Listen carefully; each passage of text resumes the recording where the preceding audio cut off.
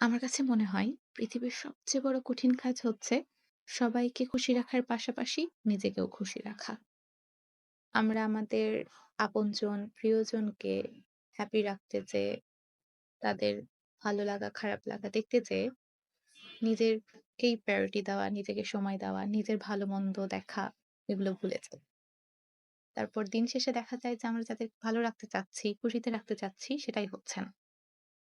তার কারণ হচ্ছে আমরা যখন নিজেরা ভালো থাকবো না, নিজেরা হ্যাপি থাকবো না, খুশি থাকবো না, তখন আমরা আমাদের সামনের মানুষটাকে কখনো খুশিতে রাখতে পারবো না, হ্যাপি রাখতে পারবো না। নিজে যদি ভালো না থাকি, তাহলে সামনের মানুষটাকে কেমনে ভালো রাখবো? তাই সবার ফার্স্টে নিজেকে প্রায়োরিটি দেওয়া উচিত। নিজের জন্য বাঁচা উচিত।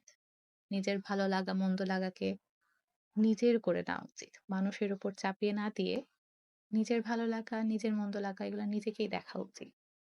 নিজের কি করলে ভালো লাগে, কি করলে খারাপ লাগে সেটা থেকে দূরে থাকা উচিত। নিজেকে গিফট দেওয়া উচিত। নিজেকে সময় দেওয়া উচিত। নিজেকে প্রায়োরিটি দেওয়া উচিত।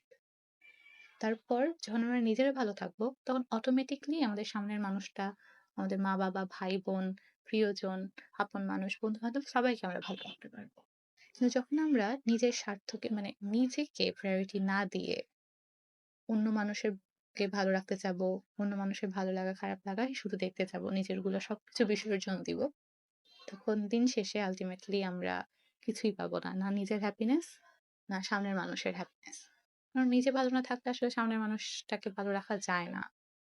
এটা ভুল কথা যে নিজের সবকিছু স্যাক্রিফাইস করে দিয়ে, নিজের সবকিছু কম্প্রোমাইজ করে দিয়ে শুধুমাত্র জাস্ট সামনের মানুষটাকে ভালো রাখবো করে হয় না আসলে।